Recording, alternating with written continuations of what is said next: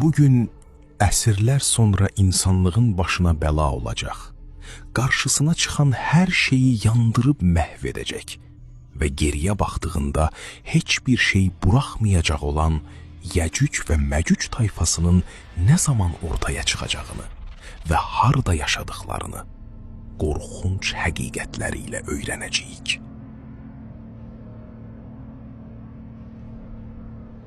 Miladdan əvvəl 700 ilə 300-cü illər arasında təxmin edilən bir dövrdə Həzrəti Nuhun oğlu Yafəsin nəslindən biri dünyaya gəldi.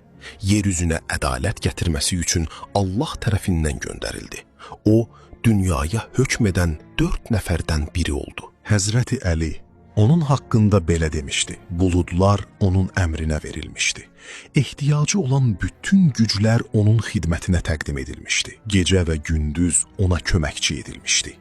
O, 2 əsr sahibi mənasını verən adı ilə Həzrəti Zülqərneyn idi. Dünyada pis insanlar varsa, məzlumların da bir qoruyucusu var idi. O dövrün fitnə fəsad törədənləri bugün bilinən adı ilə Yəcüc və Məcüc idi. Əsl adları isə Qoq və Maqoq olaraq keçir.